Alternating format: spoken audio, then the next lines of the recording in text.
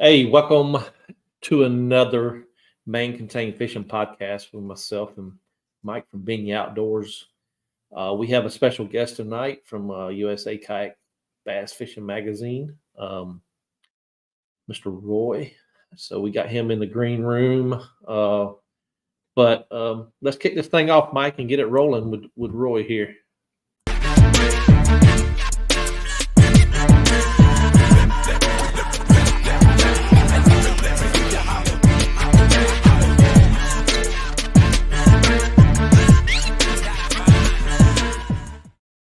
Hey, welcome back. Welcome back.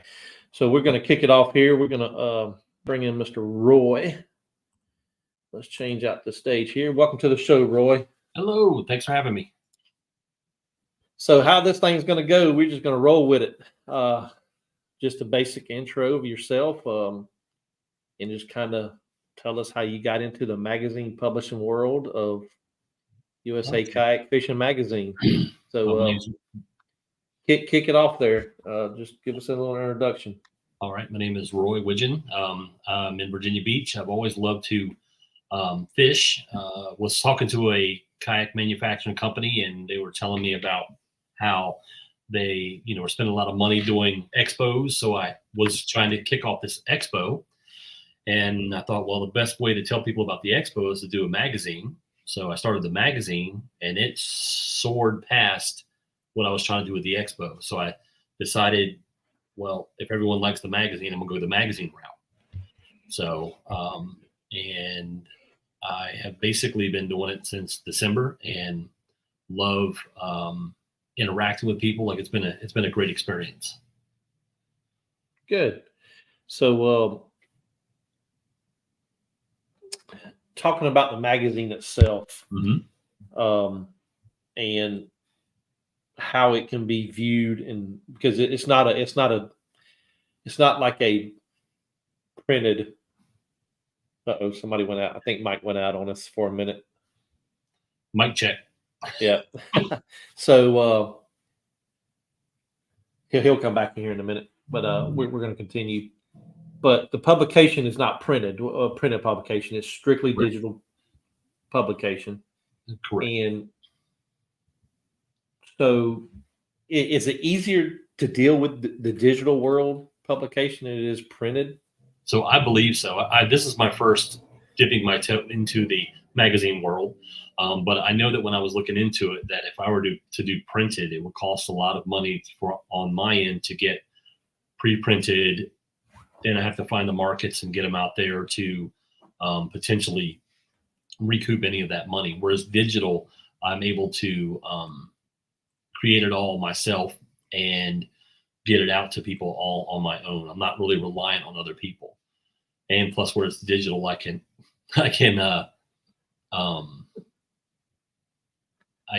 basically create it and move it around how I like. And if something changes, because sometimes, let's say your trail, if you had something in there and it changed the web address, I can always go back in and change it at almost any time. So I love that aspect of it as well. Gotcha. Yeah, we're trying to get this format back because Mike had to go out and come back in. So, but yeah, it's so kind of give you a background of how I know Roy and Roy knows me. Is Roy posted something on Instagram and asking for contributors to the magazine. So I reached out to him through Instagram, became a contributor for the magazine, and the publication is a 3-month publication now, right? But I'm understanding. So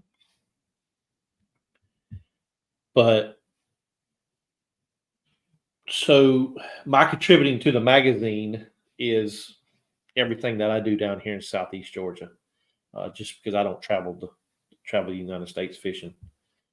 You take my spot. Yep. Hang on. There we go. There we go. So when I was first starting, I was looking for someone or anyone to help with the content creation and the the building of the website, or not the website, building of the magazine and what to put in it. And you were one of the first ones to respond. And you have been pivotal. I mean, I've loved what you've contributed. People have loved what you've contributed. It's a great addition to the magazine. And as far as I can see, as long as you're willing to contribute, I'm willing to throw you in there, because it's certainly great addition. And if anyone else is looking to contribute, I do have links on the main page, usakayakfishingmagazine.com. And if they have something they want to share, they're more than welcome to submit it. Because what I found is, if no matter how big or small the story is, if it's something that you are interested in or want to share, there's somebody out there that wants to hear it or hasn't done it or needs to experience it. Right. So talking about the publication. Yes. Is it hard to get advertisement for publication when you're first starting out in Yes, this type? Very much so. Because I would say that people that have so when I talk to people, I let them know, full disclosure, who I am, what I'm doing. I love talking to them so they know I'm a real person. I have given them all the numbers, and they're basically buying into the magazine, the readership, and the future of the magazine. They all know where it's going and what's going to be done. I let them know as much as I can let people know. So, right. But yes, it is kind of a difficult event to get people to advertise in the magazine when you are fresh. Right. Okay. To a lot of people, I'm a nobody. Who is this guy? So, but the majority of the people in this industry are willing to pick up the phone and talk to me. And then they realize, okay, it's a real person.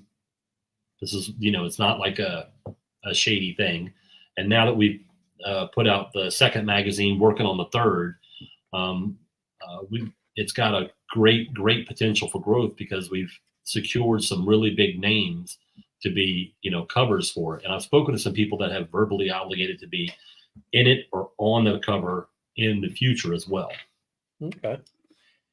Yeah. So, Mike, you got any questions for him? I might. Yeah, you know how to make me not talk as Daniel in the chat? I don't really know what happened. I'm sorry. I don't know either. I just saw you. Dude, it's weird. It was messing with me and then it dropped me. Yeah. So to be honest, I've thought about submitting articles to something like that, but my my writing skills suck. So like, I'm good with the mouth, but not so good with the pen.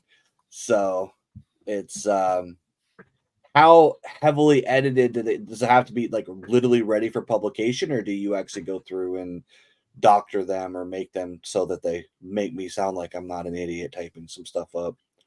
I prefer to have it ready for print. Makes sense. I'm a lot like you. I speak and type like I'm on the water, or I get that. And to a certain degree, I'm fine with putting that in there for the kayak fishing world, because a lot of people talk like that. Makes sense. So if you submit something, and I learned this, and Daniel, the first article I got from him, I went through and I was trying to make the first issue look so good. I was tweaking everything. And, I learned early on there are bounds, things you don't overstep and whatnot. And now he and I have a great understanding of what I'm looking for, what he provides, and it comes across ready to roll.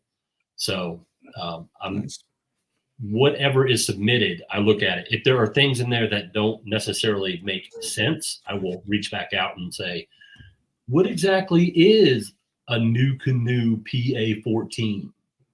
Then they're like, oh no, I messed up. Right.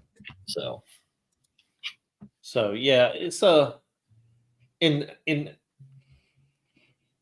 talking about my writing skills have very improved over the years of running a blog and having someone in the background, like my wife, go over it with a red pen like an English teacher.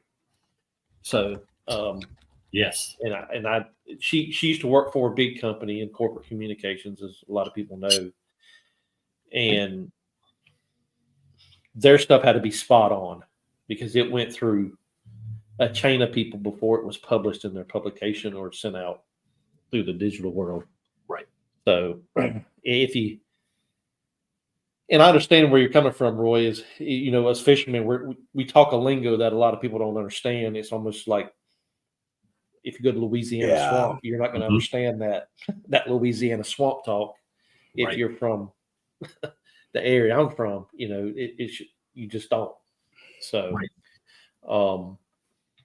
but yeah, I really like writing about what I do here in Georgia because somebody visits this area and wants to fish this area, then they know they can shoot me an email saying, "Hey, what are the fish are biting this month?" or things like that. So it kind of gets you in the outside world, people seeing in on you as a writing contributor, and kind of build. If you have a brand, it builds your brand as well. So correct. Yes, and yeah, but, I in my last email I put in a survey, and people are really enjoying the articles that are in there, and I'm trying to make it something that I would want to read. So like I've tried to partner with. I just signed an agreement with Heroes on the Water, so I'm an official partner with them. So they're going to be supplying me with content from all of their events throughout the country, and then because ultimately my goal was to have them as my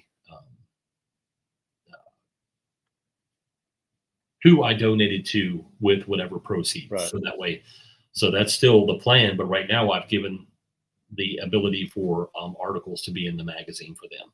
Right. And then like the Women's Fishing Federation, because I want to have a female standpoint of how the outdoors would go for them. Right. I'm not the person to write that, nor are you. So I reached out to them, and I'm just going to try and have them write an article as much as they see fit. Yeah, you talk about women in the outdoor industry is you see this stuff all the time that's questionable. I'm not going to go into that because that's a whole rabbit hole that we could dig. We could dig for the next year, but I think it's good to get their point of view in the kayak world because they have a different perception than we do as males. Yes. So, but that, and there's a different role model level too, because you get that little girl that is a little bit tomboyish and wants to go fishing with her dad, and she sees Christine Fisher out there fishing. She gets that, oh, girls can do that too, because there's always a stigma that, after a certain age, girls just stop fishing with their daddies and go do the girly stuff. But I love seeing, girls. Like I have a couple of friends that do tournaments, females that do tournaments, and like it's a weird situation because she gets really like mad if they treat her like a girl. Like she wants to be treated like one of the dudes. Like she gets really upset if they like, and sometimes it's even like common courtesy stuff. Like she'll be like loading her kayak up, right? And they'll like try to help her, and she's like, I got it. Because it's like she thinks in her head like they're doing it because she's a girl, not because they're trying to help her. And it's really cool to get a female perspective, because there is a lot of that crap that, if you bring it out in the public, people may recognize, oh, I am treating them differently and I need to not. Most definitely. I try to attend as many of their, they have their own little podcast or webinar. I'll say little, they have their own podcast and webinars. Yeah. And I watch a couple, and some of their topics make you stop and think like, oh, wait a minute. Okay, that's an issue you have that I necessarily don't feel, but I could see how that would be a major issue, like interactions at boat docks with different people, things like that. For you and I getting out, it may not be a big thing. It might be, depending on how big they are, but so it's interesting to hear their perspective, but it's not my place to share their perspective. I would let them do it. Yep. That's where I actually personally find when the females that I have fished with, they're more patient than a lot of them. Like I feel like I've fished with a lot of women that like they'll stick with something a lot longer than I will. Then all of a sudden I'll look back and they're pulling a pretty big fish out of that tree stump that I gave up on 20 minutes ago, and like they have a different way. Like you said, there's a whole different mindset there. And it's crazy to hear what they think, because it makes you think like, well, maybe I should change my perspective on that, because most definitely, just how it works. So Roy, tell us about a little bit more Heroes on the Waters, what you got going with them and in the magazine. And so I reached out to the Heroes on the Water, and I told them that basically I wanted to find some way for us to interact together. And we signed a an agreement so I can use their logo and link back to them, and they're going to supply content from some of their events throughout the country. And I love the local Heroes on the Water, which if no one knows what that is, I definitely recommend you Google it and become part of it in your area. They take active duty, retired, and first responders and their families fishing at free of charge. Supply them with a kayak to go fishing rod, baits. They feed them. They have camaraderie. I am not military, but when I went, they made me feel like I was part of their group. They didn't pull any punches, if you know what I'm saying. You know how you are. It was a beautiful event. So as much as I can, I try to go. And they've got an event this weekend I'm going to try and go to if the rain doesn't keep us away. So. Gotcha. Hopefully the rain won't keep you away, and you can get out there on the water with them. And I really think I've read up on the program. I think it's a hell of a program because there's a lot of soldiers out there dealing with some stuff that's their scapegoat. Same way with first responders. We see. I've got 25 years personally in law enforcement, and I've seen some things that I don't want to see, but it helps to erase your mind a little bit when you get away from that stuff and take that time and with a group of people that know what you're dealing with and you know what they're dealing with. So, correct. Yes. But we got a few questions here. John G. Wilson says we must submit a story by sending it to your email, then you proofread it and then submit it. Then maybe submit it, or so ideally through the contact form, you would just give me like a rough idea of what you want to write about, and then I would reach out and we would through a phone call just see how you want to submit that, what you want to say, and then we go from there. Because if you write a whole large article and submit it and it doesn't get used, I don't want to have anybody go through any extra that isn't. And plus, it might not fit with what's happening in that issue, and where it's quarterly, like the last one was about tournaments. So I wanted to put as much in there for tournaments as possible.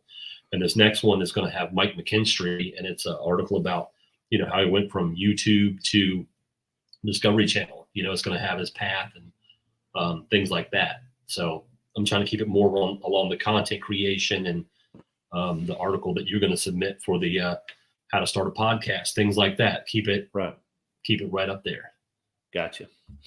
Yeah, John comes back with another. I think he was trying to say the story was embarrassing, but it's a story how fishing turned his whole life around. So so those types of stories I want to share, because that's the thing that more than likely someone else has experienced, and it just builds a connection. I'm not really looking to do the mainstream type of articles where it's just about how many strands are in your spinnerbait. Yes, how many cranks does it take to get to the center of a Tootsie Roll pop? What is the ultimate jerkbait cadence? You don't want to do articles on that. Yeah. So at some point it might have to come to that if I don't have people contributing. But right now I have people sending me stuff all the time. So I would much rather tell the story of the Southeast Georgia kayak bass fishing than how to tie a knot. Yeah. Right.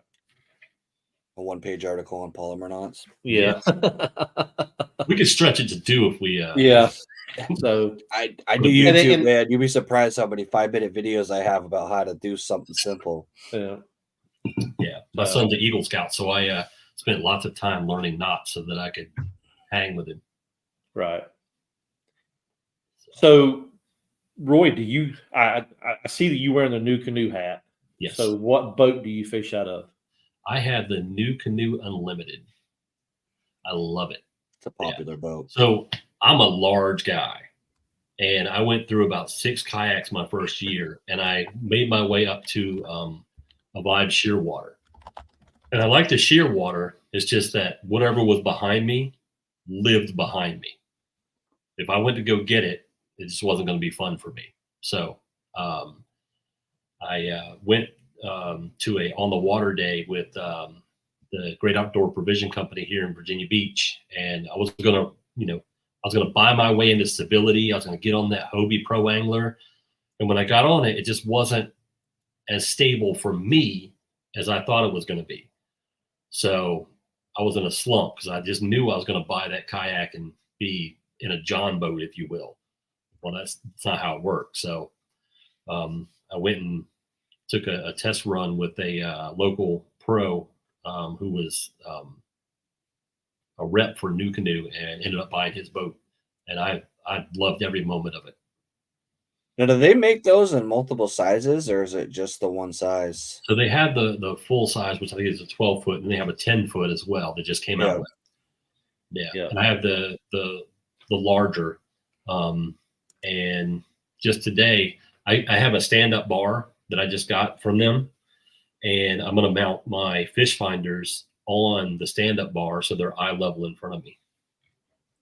So that's going to And you put a Bixby motor on it, right?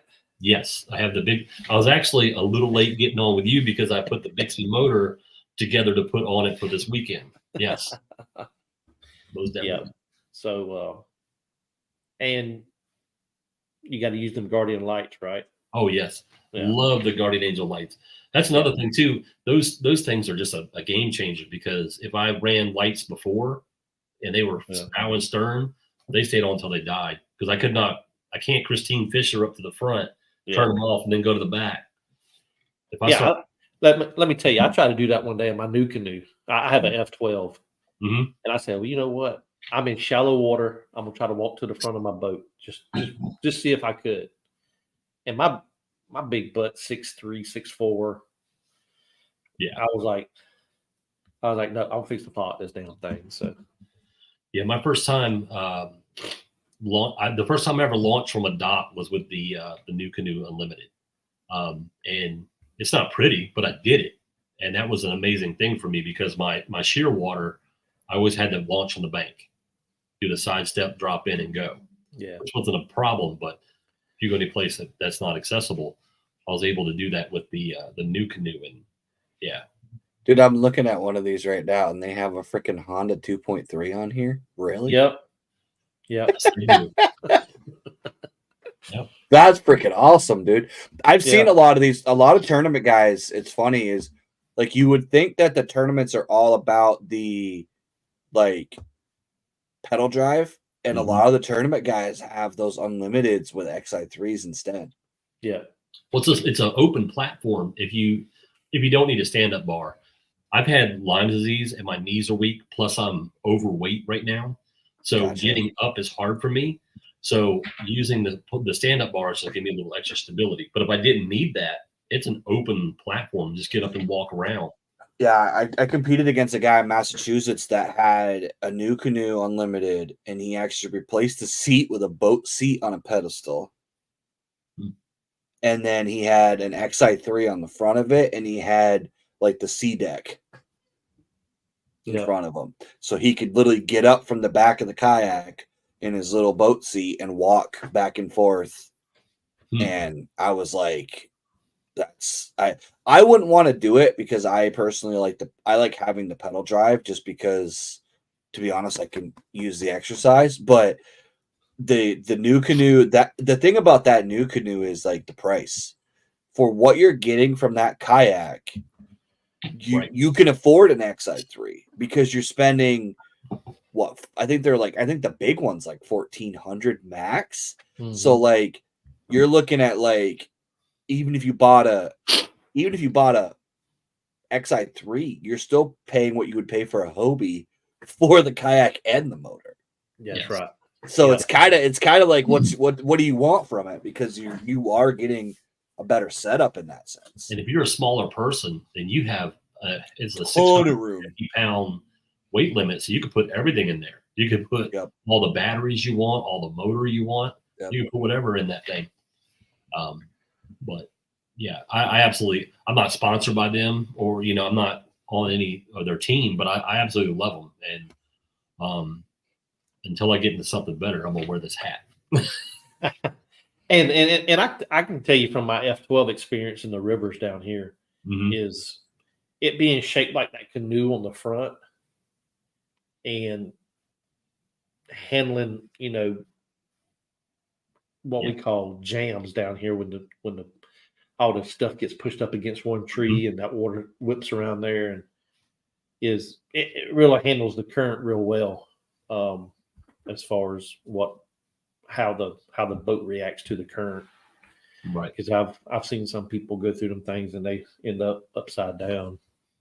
And I paddled it. It's a big boat, and I have a foot controlled rudder, and it made paddle in the breeze because I was able to cut into the wind. I say a breeze. I mean, as good as it can be with a boat that big. But right.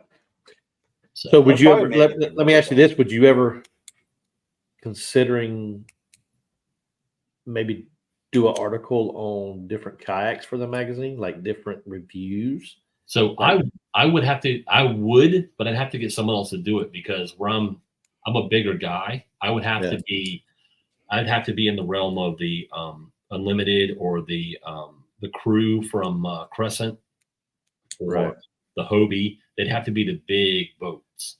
I'm trying to currently go through a weight loss program. We'll see how that worked because I like buffets. But as I work my way down, I would love to do something with some things like that. Right. It's just basically, I don't have the space for it. So even if I were to buy them or they send them to me or whatever, I don't have a place to store a bunch of kayaks. So I'm not looking to do anything like that. And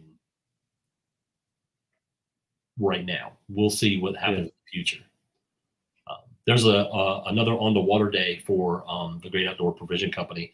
I'm planning to go to that where I'll get on another Hobie and give it another shot. And, see if I like it better. I can't get over that pedal drive. Yeah, I don't know if I want it. Which one? See, I love the idea of the Hobie. The concept of the Hobie, the way it's designed is really smart.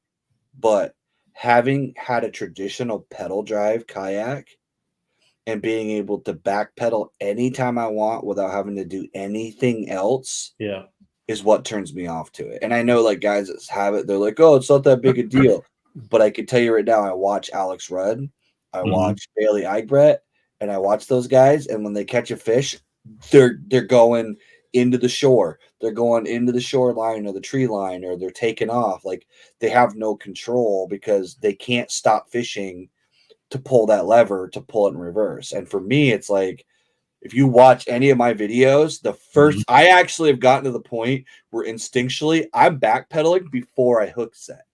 Like I've gotten to the point where my brain is connected to my feet in a way where I'm getting ready to hook set and I give it a pump backwards as I set the hook. Right. And if I had a Hobie drive, I would be lost. I would end up losing fish because I would go flying towards the fish and not have that leverage. But at the same time, would I like to be able to turn my drive sideways and parallel a bank by just doing this? Hell yeah. But there's not like a good way to like find that balance. Yeah. Right. I think it all just comes down to the muscle memory training. Like if that's beyond, you have to just practice the flip and the turning. So they all have their pros and cons. Like the pedal drive lacks speed compared to the fin. So if you're next to someone, they're going to blow away from you. And the danger of rocks is less of a concern with that drive because they just flip up and flip back down. Yeah. Whereas I'm breaking blades. Well, what kayak do you have? I have an Old Town. Okay. Because I also have a Jackson Cruise FD, which is my son's, and I love how that kicks up. But even that one, it lacks a little bit of speed compared to the Hobie. And the new drives they have out are with the NAR is an amazing platform as well. But it's basically all what you get used to, you know. Yeah. I know that when I was, you know, Hobie's moved their productions down to Mexico now. they have. Yeah. I'm really going to see how many hull warranties are going to come out of that. So supposedly, I watched the video from Christine Fisher, and she was covering because there were a lot that the hulls were cracking and things were going wrong with it, and the drives were having issues with them, and They're apparently breaking a lot of belts and stuff. They've either fortified them or made them serviceable so that they've addressed those issues. I'm not in the Hobie circle, so I don't know for sure what has been done. And I haven't talked to anybody at Hobie because where they are now corporate and in Mexico, they're hard to get a hold of. Yeah. But so Hobie, call me. My next kayak's going to be a native, I think. I think I'm going with a native Titan. But again, big boy, I need the big kayak. But one thing, if I upgrade, it's going to be to the unlimited. I'll go ahead and tell you. I'm just a new canoe fan. I just like their platform. It's best for me. And the thing that gets me about the Titan is if you watch Greg Blanchard, I love watching his videos. Yeah. All of his videos, and he's a small dude. He's got water in it by his feet, you know, and that just makes me think, all right, well, if my big booty gets on there, I'm going to be in 6 inches of water.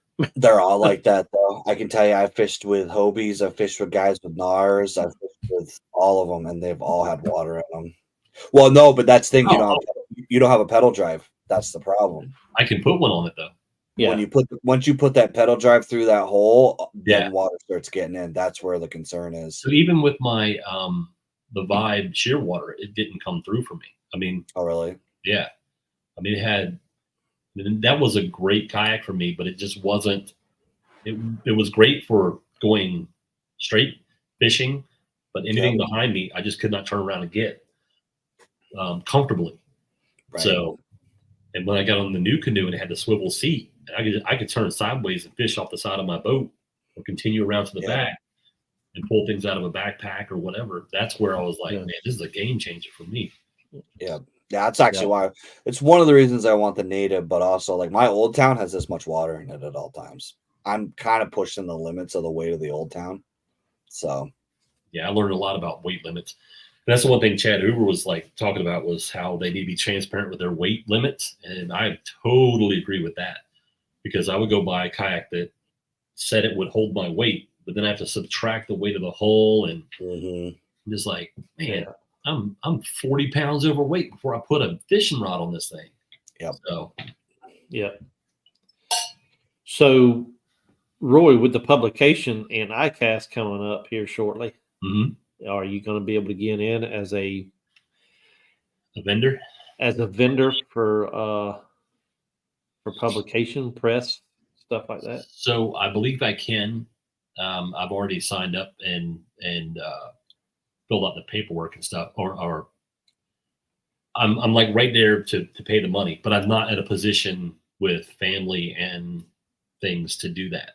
So I would love to go. That's where I need to go, but I'm not, all the advertising spots in the magazine aren't selling at full run. And I don't have my team set up, so that I can have someone building the magazine while I'm down there. Because the minute I leave the studio to do something, I'm always thinking, all right, my deadline is I've got to call, I've got to do, that's what I'm doing. Because I want to make every single one look as good as the first. And I want to continue down the path of, if you look at it, you don't know that I'm making it myself, I'm rocking it out of the layout. I've got content providers coming in. I've got to figure out how to mesh it in there so it looks good. And so I do want to go to that. And I was just invited to go to something in Montana that I don't know if I'll be able to go to that, but I'd love to for media. So there's a lot of opportunity. I just need money and time to make it work. Yeah, I totally understand. Running a business singly, even though I have help on the back side with Christina helping me with my brand and my stuff, but Yeah, I totally understand. You know, one day I might get down to ICAST, you know, go to the Bassmaster Classic. If they ever hold it close enough, I ain't driving halfway across the United States to get to a classic, but Things go well, we'll have to go together.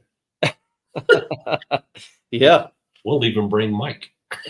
I mean, honestly, the funny part is, I think the big misconception though is I think a lot of fishermen would be disappointed at ICAST because they think that ICAST is a trade show, but it's really a business networking meeting. And that's what I think a lot of people like. I know a lot of guys that are like, oh, you're affiliated with this and this company. Are you going to go to ICAST? And I'm like, ICAST isn't free. Like, you don't just get to walk in there. Like, you need press credentials, and you probably have to sign an NDA for a lot of things. And it's not a you're going there to buy baits. You're going there to smooze and network with guys who make this stuff. Like, that's the whole point. We're going to buy baits, but it's going to be in bulk. Yeah. Yeah, exactly. You're bringing purchase orders. That's where the big retail box stores are making their deals for the season on what they're going to put in their stores and how much shelf space they're going to get. Yeah.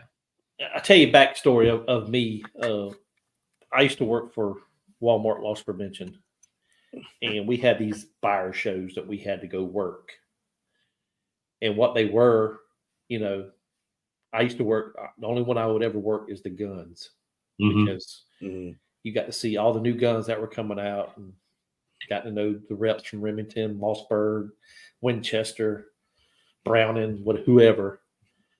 And that's what ICAST is like. That's all it is. It's a buyer's trade show. And you know, if I owned a kayak shop and I wanted to go see all the new kayaks coming out from all the producers, then I would go. But you, like you said, Mike, you know, you go to a traditional trade show where everybody pays a $5 entry fee to come into the doors and browse all these booths and carry around their little 5-gallon bucket they give you at the door. I guess that's what $5 entry fee covers, is your 5-gallon bucket. Yeah, at the end of the day, it's funny because like I know a lot of people like to ask me that, and I'm like, the thing is from a content creator side, absolutely I would love to go because I can make those relationships, because it's amazing how quickly you have a conversation with a dude, and then all of a sudden that's you know, like people I work with is just from stopping in their booth at a trade show and talking fishing for 10 minutes and then saying, hey, I have a YouTube channel. Here's my card. If you need any help advertising your products, let me know. Right. And then you walk away, and then you just do that 600 times as you walk around that, and then you go home. It's not what everybody thinks it's like Disneyland for fishermen, but that's not what it is. That's the Bassmaster Classic. Yeah. Is what you're thinking of. It's not the ICAST is an industry thing. Right. And it's like guys actually have asked me, like, well, why don't you go there and bring your camera? And I'm like, you can't. I'm like, even if I brought my camera, I wouldn't be able to release the footage for 6 months, and I have to sign an NDA, and I probably have to pay extra to bring a camera in and have a special credential to even film in there, because Berkeley's not going to let you just walk in there with your GoPro and release their new bait before it's out. That's not going to happen. Not at all. But yeah, Roy, we just we're about 40 minutes in. We're going to take about a 20-second commercial break. How about that? A commercial break on a podcast. Just something I want to. Yeah, just enough time to get your breath and get your whistle wet again.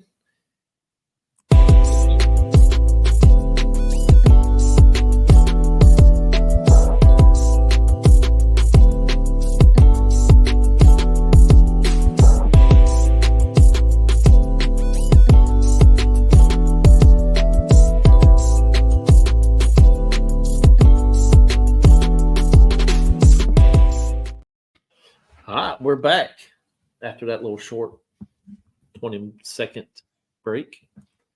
But yeah, if anybody has any questions, throw them away in the chat, and we'll get them up on the board and get them answered. But yeah, back to our speaking of the magazine, Roy, is you know, I really enjoy writing about my fishing excursions. And that's the reason why I got set up on a blog platform first, is because of my wife. Right. And she was like, you know, why don't you write about them? You don't do anything about it, but write about where you go, even if you don't catch fish. Mm-hmm. And and we've talked about this on a podcast with some other people, Mike, is, you know, on the video side, all you see is fish catches. Mm-hmm. You know, you don't see the bad moments a person has on the water because they don't want to show that. I think people, and I think Greg Blanchard shows it a lot in his, is even though he has bad days, he shows it, and that's what keeps people coming back for more content from him, is the way he tells us stuff, the way he produces his videos, and just tells a story. And same thing with publication is, you know, we as the world has been gone for some time, getting away from newspapers, Mm-hmm. magazines, stuff like that. You know, the only time you see that stuff now is in doctors' offices or at visitor centers or something like that. But I think you have a good thing going with USA Kayak Fishing Magazine on the digital side, because it's available to everybody on the internet when you release it. Yes. So, and I think that's where the world's going with publications, is more digital and Mm-hmm. things like that. So, man, I can't thank you enough for allowing me to work for you and get my information out there. Mm-hmm. I know we do a lot of discussion behind the scenes and things like that, but yeah, man, it's like you said, you know, you shipped me a number the other day, so kind of give everybody a perspective of when you started, when you after your first publication hit to now, of how many numbers you've grown in your subscribers.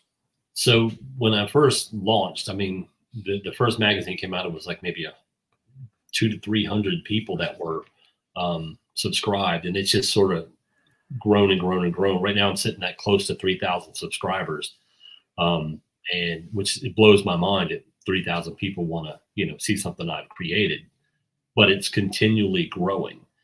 And we've done a couple of giveaways that have helped, you know, boost our readership. And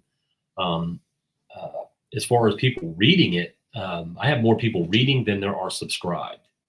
Because in the background, it's like maybe for the publications, close to 7,000 to 8,000 readers, but they haven't just subscribed yet.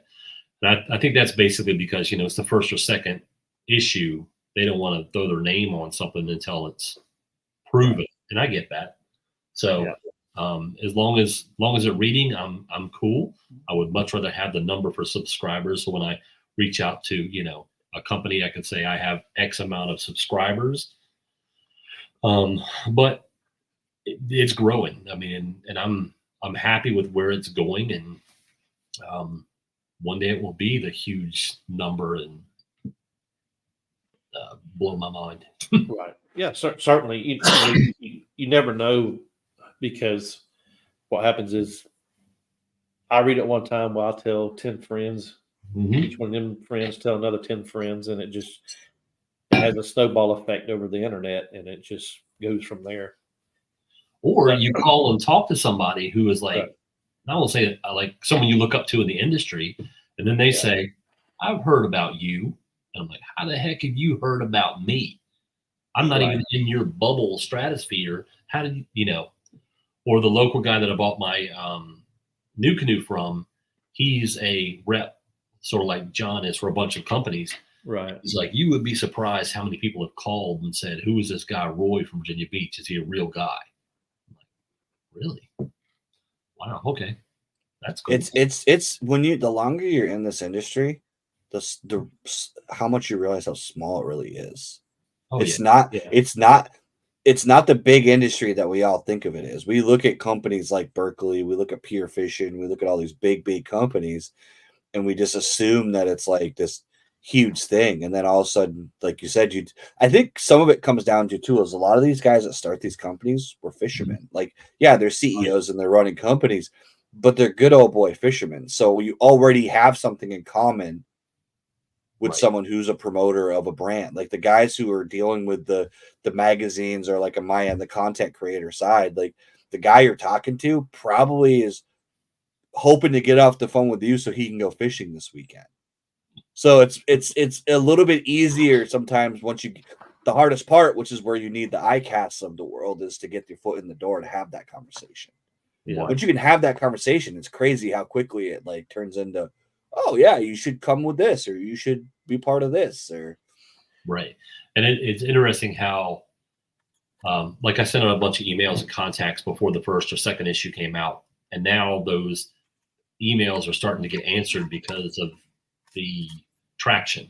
Yep. Like, so Yeah, it's like the old, I would say, cold calling back in the day. You know, all the businessmen got in a hotel and they would dial all these numbers up and Mhm. hey, let me come sell you a vacuum cleaner or things like that. And most definitely. you done it on your side. You know, you sent the cold email. Mm-hmm. Well, it probably sat in file 13 for 4.5, 5 months. Right.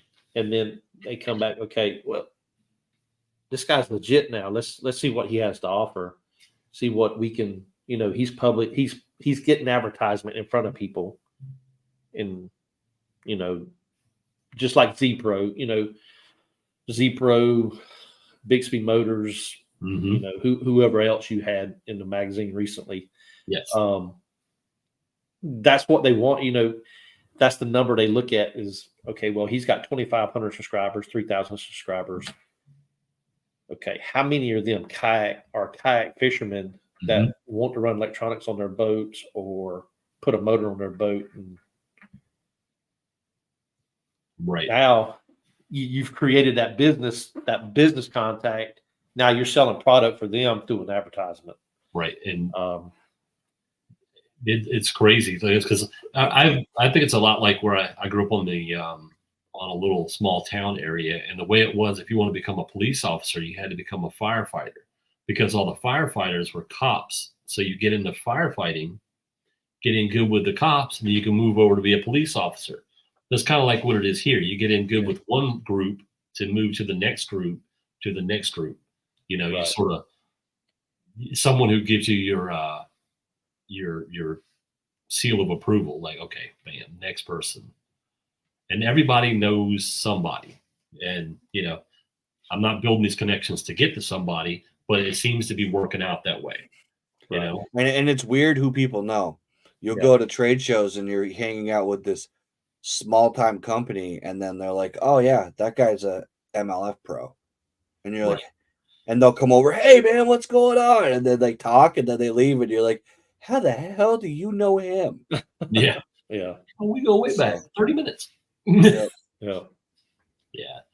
And I think that the building the relationship before the business link is always better. The first Heroes on the Water event, you know, I called and spoke to the director, and I told him what I had going on. He said, come out, meet everybody, and then we'll go from there. Well, the first time I went, I just wanted to be there.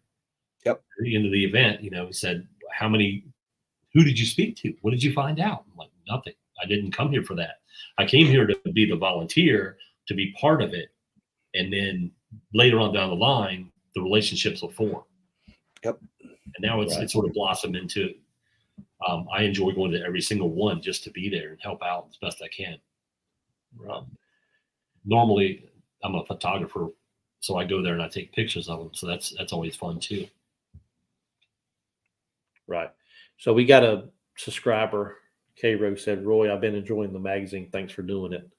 Oh, thank you, Carol. Yeah. The feedback I've been getting from the survey has been like kind of crazy. Like when you read them, you're like, man, this is like a paid for testimonial, some of them. And it just blows my mind. So, so what kind of feedback are you getting back from some of the folks that are reading the publication? So a lot of them are great content. I wish I had it pulled up right now. I'd read you the one. It was an amazing feedback. But it was a lot of I like what you're doing. Keep it up. I'm new to kayak fishing, and I love to hear about X, Y, and Z. I'm experienced, but I love the level of content and breakdown.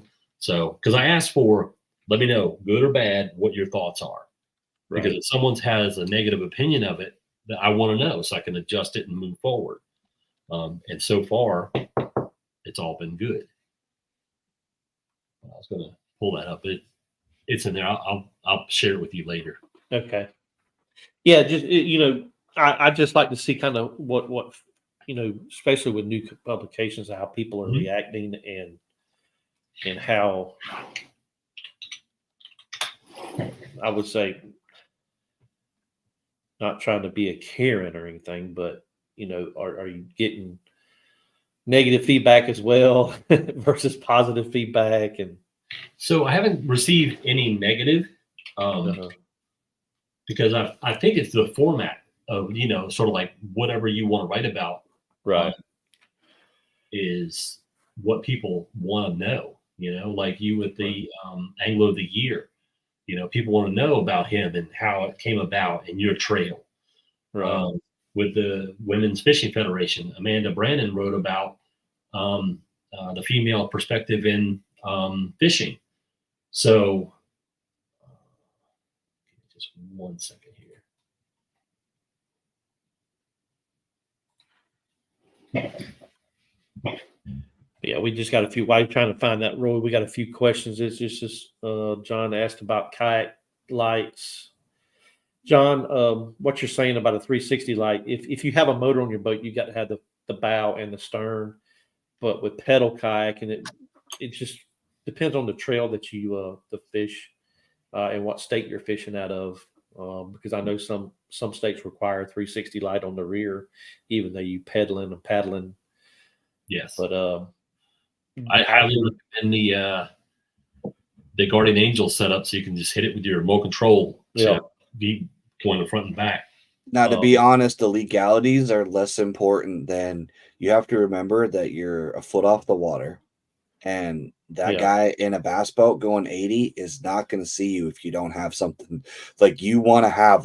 If it's low light, a headlamp, something. Have something that's bright because they can't see you. I can tell you right now, I've been in a boat, I've been in a kayak, and I've come next to kayaks and couldn't see them. Like it's not that they're even sometimes they're just being straight up jerks, I'll admit.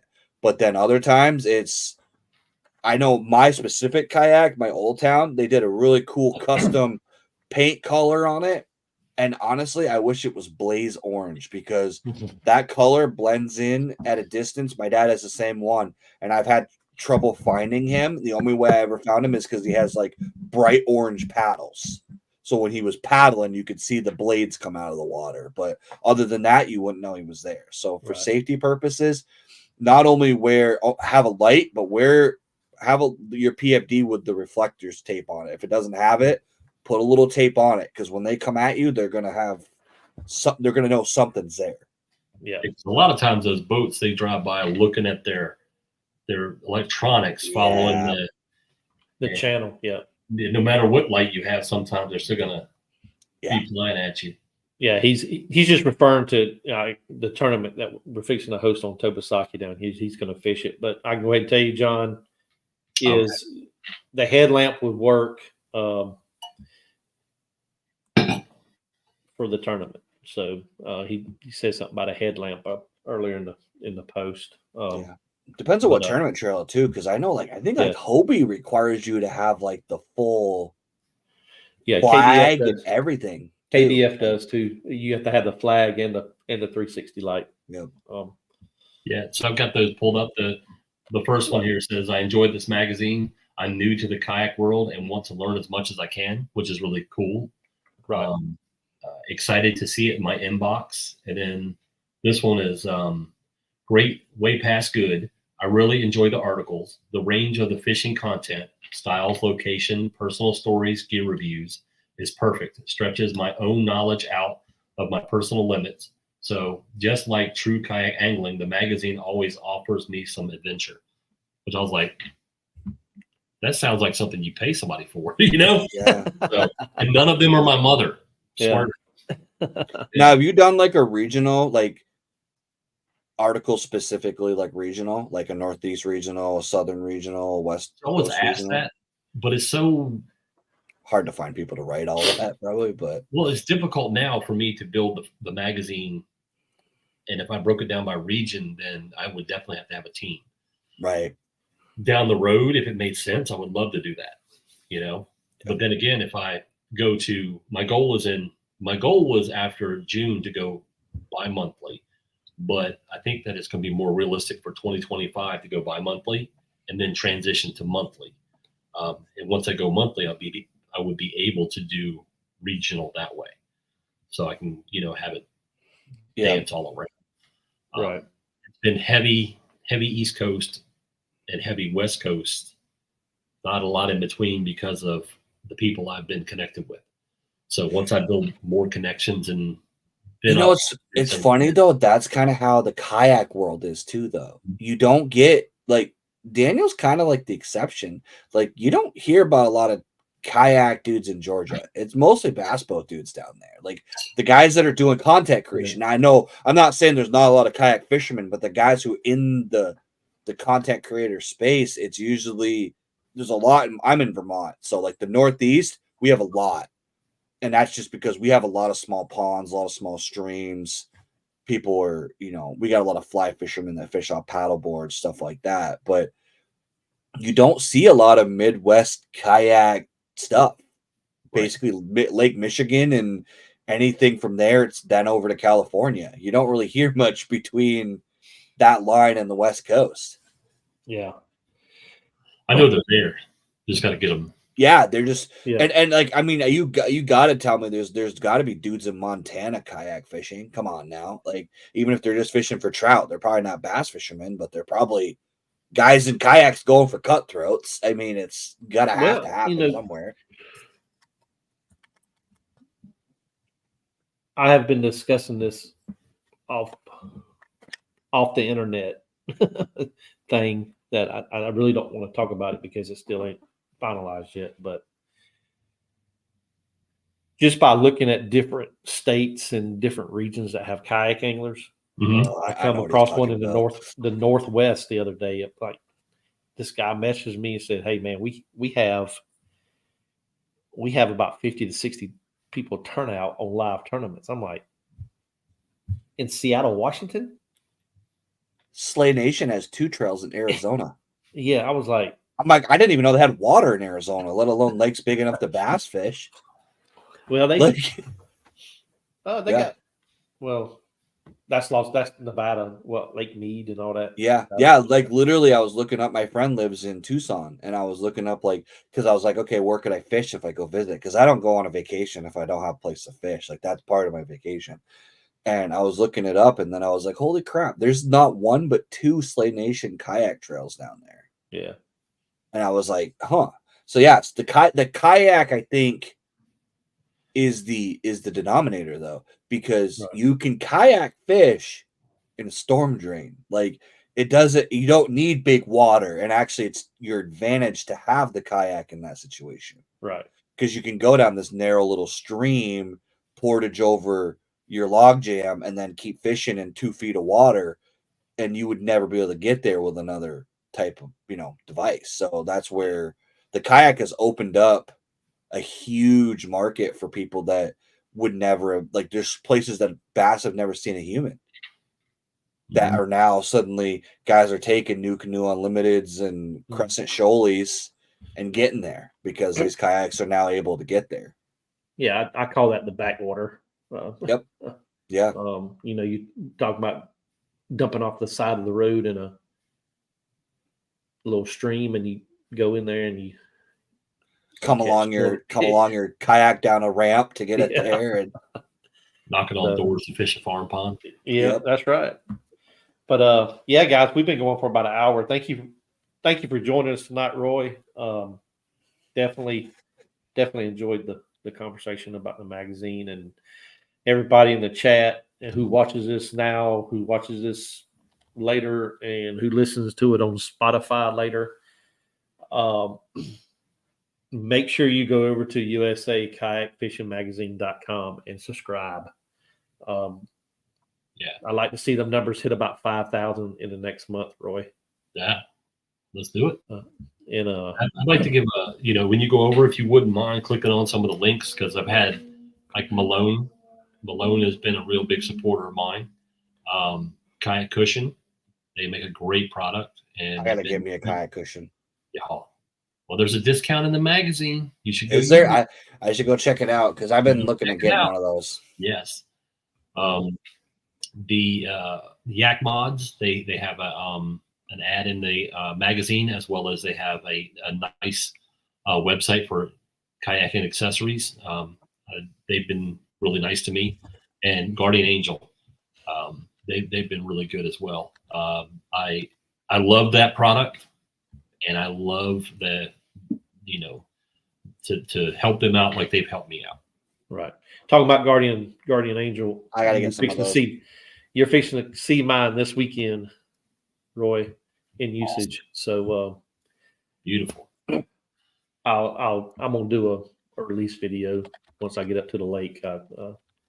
So because I've got my stern mounted some way different than most people would mount it. So yeah, I'm gonna put mine on the new canoe has a one objective mount.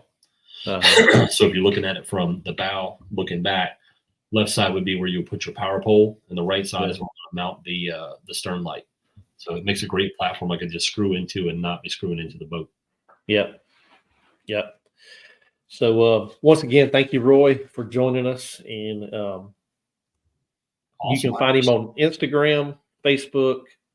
Are you on Twitter? I'm on X, whatever they want to call it.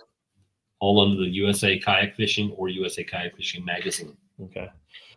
Make sure you go over to subscribe to him and the magazine as well, because there'll be some good articles here in the future come out with some good people.